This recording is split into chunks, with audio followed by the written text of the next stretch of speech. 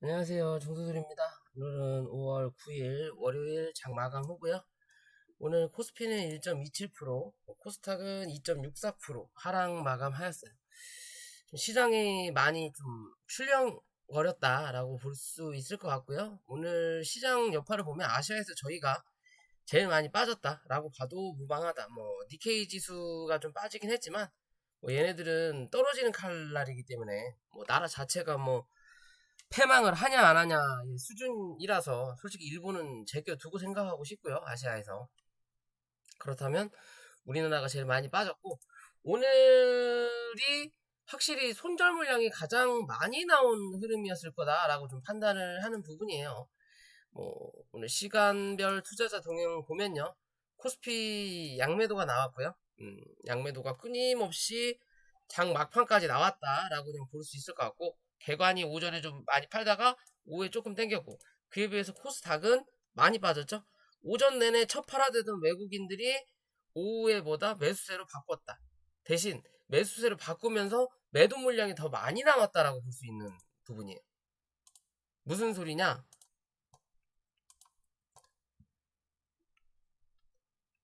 주가를 쳐 누를 때와 여기죠. 여기 기준으로 해서 하락으로 매수를 했다라고 보시면 돼요. 누가? 외국인이.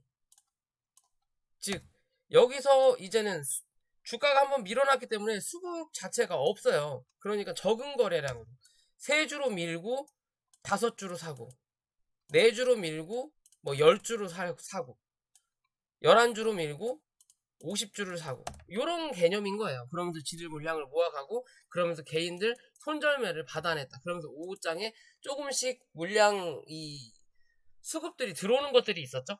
그런 쪽 위주로 외국인들이 매수세가 좀 들어왔다라고 볼 수 있고, 그 외에 이게 결국엔 어느 정도 손절하는 오늘 개인 매수세들이 좀 있었을 거다. 큰 그림으로 봤을 때는 매수세가 더 많았던 걸로 나오지만 결국엔 이런 건 다 물타기죠. 받아주는 물량인 거고, 요것들도 밑으로 떨어지는 물량을 받아냈다라고 봐도 무방할 거예요. 어찌됐든 시장은 역시나 출렁거렸고요.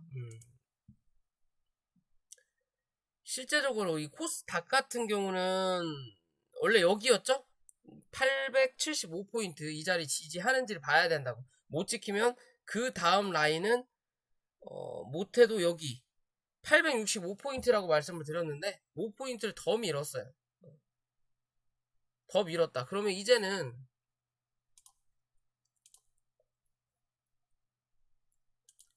여기 자리를 지지받았으니까 요 자리를 이탈한다. 그러면 이제는 어디에요? 여기에요. 여기 850.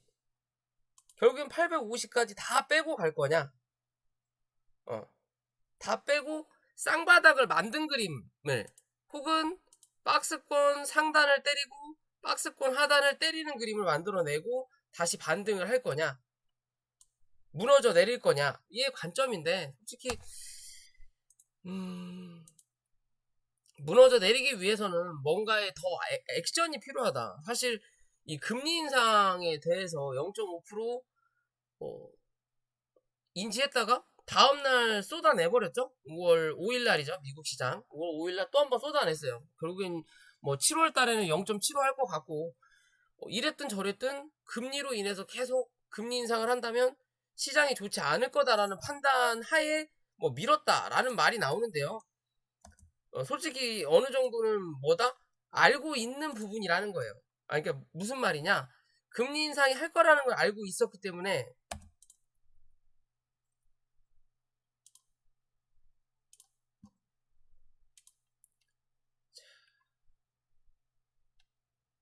음, 알고 있었기 때문에 미국 시장의 관점으로 보면 주가를 눌러놓고 올리면서 뭐예요? 여기서 이제 단기적인 기술적 매수세가 들어왔겠죠. 저점 매수세. 들어온 거를 한 차례 일부러 더 미는 거예요. 결국엔 지들이 손해 보더라도 밀겠다라는 거예요. 즉 여기서 들어왔던 기존에 버텼던 누군가에 대한 손절매를 받아나겠다는 기준이에요. 얘네들은. 조금 더 손해를 보더라도 지들이 결국엔 장수의 목을 치기 위해서 오른쪽 팔 정도는 잘라줄 수 있는 시장이라는 거예요. 왜냐? 결국에는 지들 돈이 아니니까.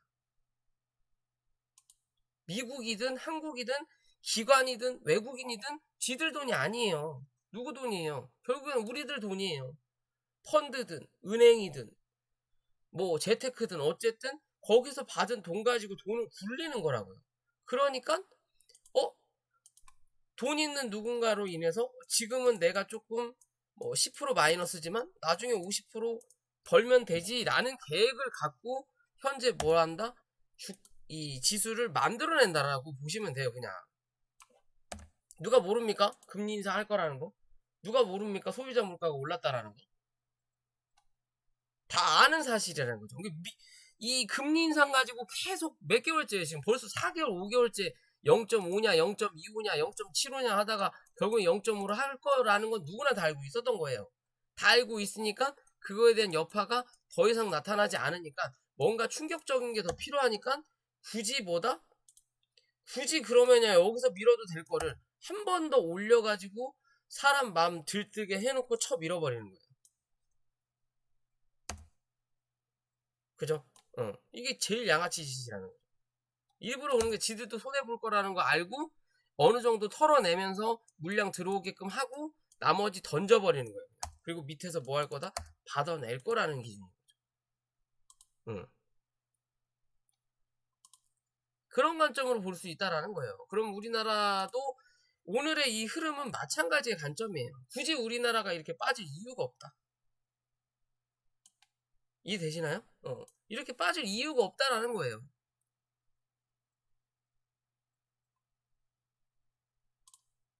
코스피도 마찬가지인 거고. 코스피에 비해서 코스닥이 더 많이 빠졌죠. 오늘 같은 시장은 매수하면 웬만하면 손해보는 시장이다. 왜? 분명히 시장에 따라서 역행하는 주식도 있는데 요런 자리에서는 뭐다? 역행하는 주식이 그렇게 많이 안 나온다라는 거예요. 그냥 투자 자체를 안 해버린다. 손절을 하고 감마하는 자리이기 때문에 매수세도 적게 나오니까 올라가는 종목들이 적다라는 거고 또 오를 때 밑꼬리를 미친 듯이 단다라고 보시면 되는 거예요. 왜? 단기적으로 팔고 빠져버리니까 짧게 본다라는 거죠. 이해되시죠? 시장 현황 보더라도 확실하게 10배 차이가 나죠. 그러니까 가는 놈이 없는 거예요. 그나마 요런 자리 혹은 요런 자리에서는 지수가 빠지더라도 역행하는 종목이 200에서 400개 이상 정도 나옵니다. 왜? 아직까지는 투심이 있으니까 여기서 나는 반대편으로 들어가서 벌어야지 하는 부분인데 요렇게 떨어져 버리고 뭔가 악재가 계속 반영되면 결국에는 지수가 빠질 때 돈 버는 인원은 없을 수밖에 없는 거예요. 공매도 혹은 고버스 빼고는 그냥 종목에 관련돼서 역주행하는 종목은 그렇게 많이 나오지 않아요. 그러니까 이런 시장은 까먹기 쉬운 시장이다라고만 생각하시면 되고요. 내일 이 자리를 다시 메꿔놓는지만 보시면 된다. 왜? 오늘 이 외놈들 물량이 오후장에 들어왔기 때문에 물량을 쭉 끌어당겼죠. 들어왔기 때문에 이 물량이 다시 나가느냐 아니면 받쳐주느냐. 기껏 나가도 반 정도만 나가느냐 나머지 받쳐주느냐만 체크하시면 되는 부분인 거고요.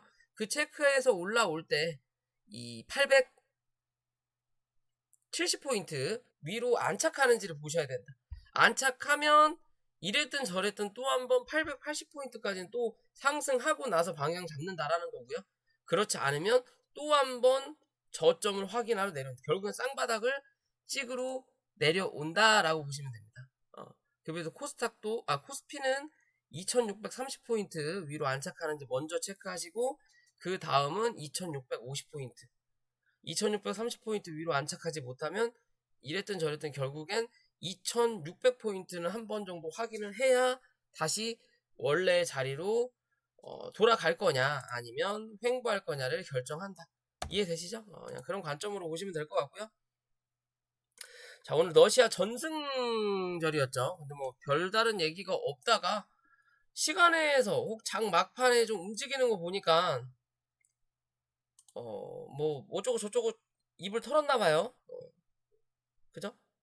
대주산업이 이제 움직이는 거 보니까 오늘 뭐 대한제당이 그나마 러시아 우크라이나 관련해서 뭐 좀 움직였다라고 볼 수 있는데 결국 윗골을 달았고 이제 그 외의 것들이 오늘 좀 움직이다 내일은 비료, 사료, 뭐 에너지 섹터는 오늘 좀 움직였고 그런 종목들이 좀 이제 수급을 좀 끌어당기면서 시장을 주도할 확률이 있다라고만 좀 판단하시면 될 것 같고요.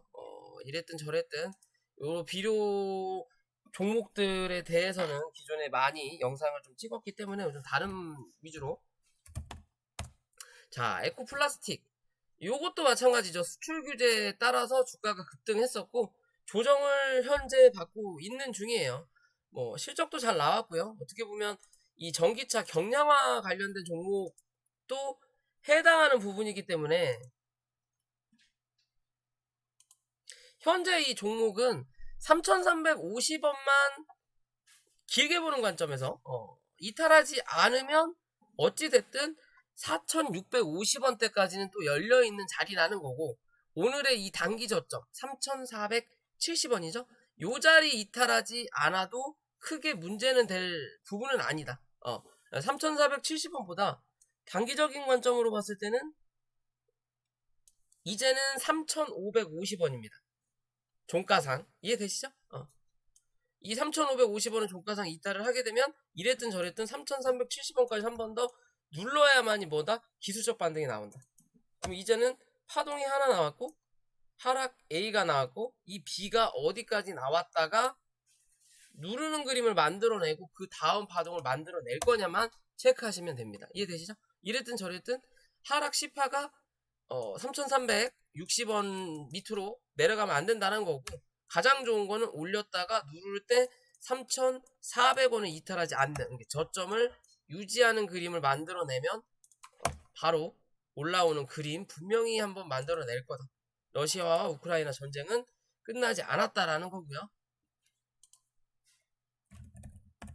자, 일동홀딩스가 오늘 또 움직여줬어요. 좀 대단한 종목 중에 하나죠. 정말 기존에도 영상 한번 찍었었고 그러면서 조정을 이제 받으면서 어찌됐든 하락을 한번 좀 해줄 줄 알았더니 뭐다? 자리 잡아놓고 박스권의 흐름으로 일단은 들어섰어요. 이 박스권에서 중간값을 딱 그었을 때 45,000원 부근 정도 되겠죠? 요 위에서만 버텨내는 그림 만들어내면 이랬든 저랬든 쌍봉 혹은 고점갱신 한번 더 할 수 있다. 시장이 어수선하니까 뭔가 재료가 있고 이슈가 있는 종목을 아직까지도 이어가는 수급을 만들어낸다라고만 보시면 돼요. 시장이 완벽하게 상승으로 돌아서면 이 종목은 이슈가 있든 없든 주가가 하락할 확률이 높다 라고만 생각하시면 됩니다. 이해되시죠? 그럼 위로는 51,500원 위로 안착하느냐 하지 않느냐를 꼭 체크하셔라 라고 좀 말씀드릴 수 있을 것 같고요. 이제 비료주로 좀 가니까 수급이 좀 빠지는 느낌인 것 같네요.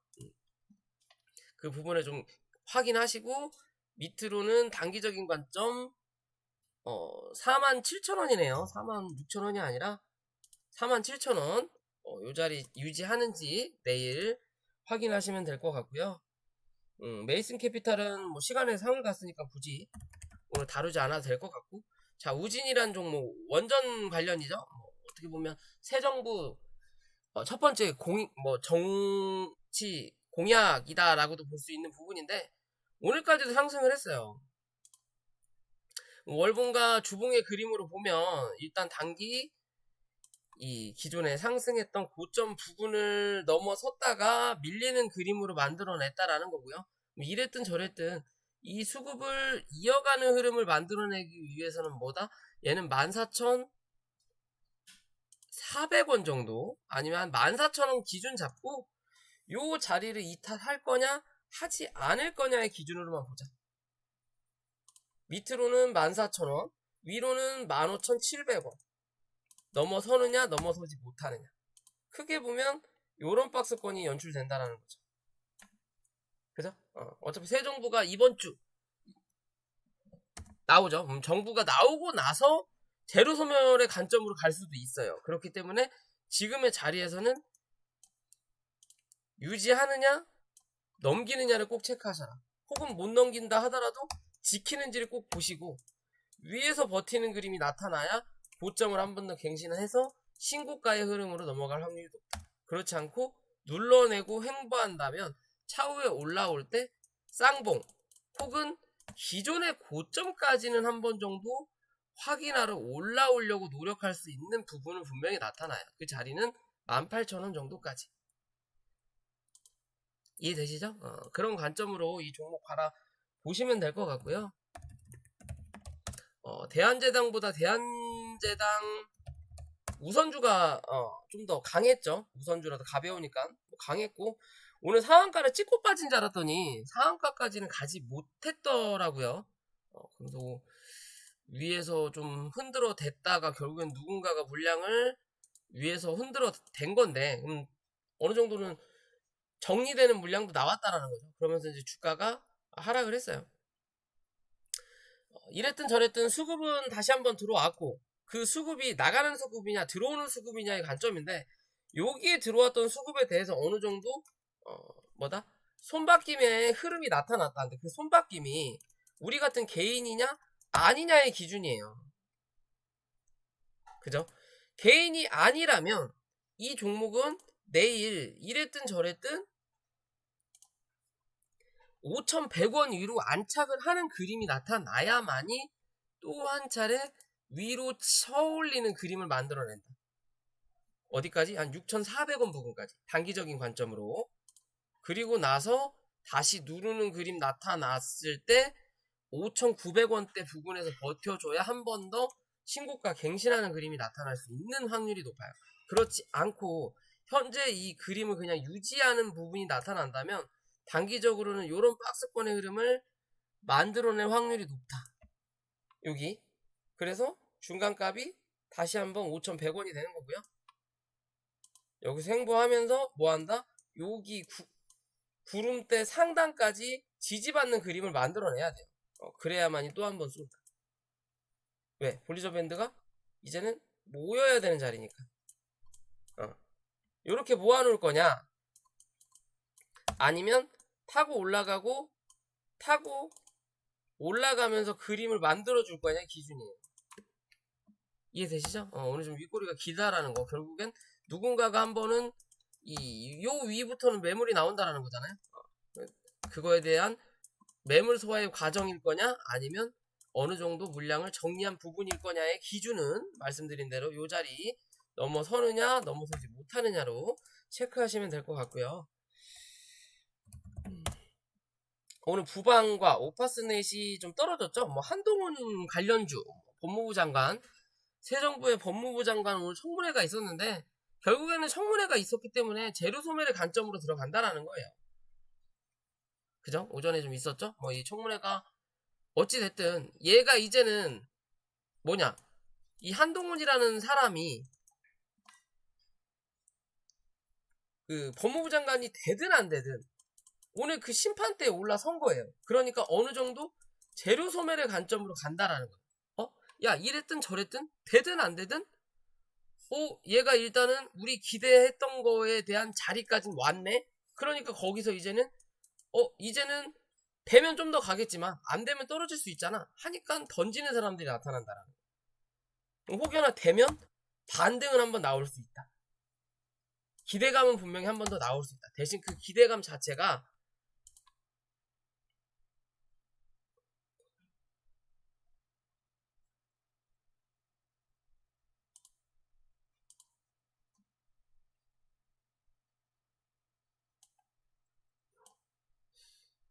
그 기대감 자체가 3,050원 위로 안착하지 못하면 뭐다? 끝물이다 라고 생각하시면 돼요. 3,050원 위로 종가를 갖다 놔야 된다라는 거고요. 가장 좋은 흐름은 3,200원 위로 올라타야 된다. 그래야 뭐한다? 여기에 대한 음봉을 메꿔낸다라고 보셔야 돼요. 그렇지 못하고 종가가 이 밑으로 밀리면 결국엔 이제는 잘해야 횡보의 흐름이다. 아니면 하락하든지 위로 올라갈 자리는 없다라고 보시면 돼요. 왜? 단기적인 재료 소멸의 관점으로 봐야 되는 자리니까. 이해되시죠? 그럼 지금의 자리에서도 이게 이대로 끝나냐 말 거냐의 기준은 내일 어찌됐든 2,900원 위로는 무조건 다시 올려다 놔야 된다. 이건 무조건이에요, 무조건. 여기가 그나마, 여기는 안정권. 이해되시죠? 그런 기준으로 만들어야지. 그렇지 못하면 결국엔 올라왔던 자리 다 반납하고 끝난다라고 보시면 됩니다.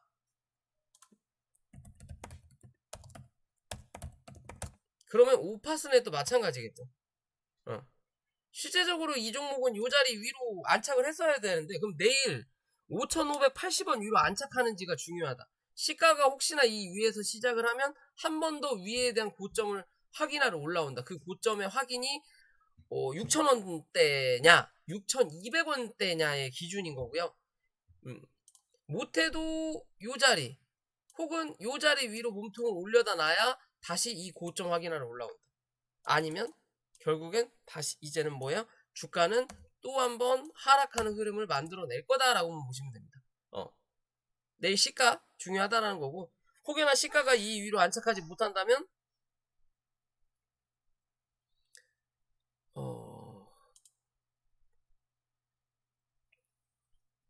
이래나 저래나 5,200원이네요. 이래나 저래나 5,200원이다. 결국에는 5,200원 위에서 요 안에서 시가를 형성할 거냐, 아니면 요 밑에서 시가를 형성할 거냐의 기준이다. 요 밑에서 시가를 형성하면 주저앉는다. 요 위에서 시가를 형성하면 지지받고 올라오면서 저항을 확인할지 말지를 판단해야 된다 라고 생각하시면 될 것 같습니다. 자, 오늘 영상 여기까지고요. 영상이 도움이 되시면 구독과 좋아요 부탁드릴게요.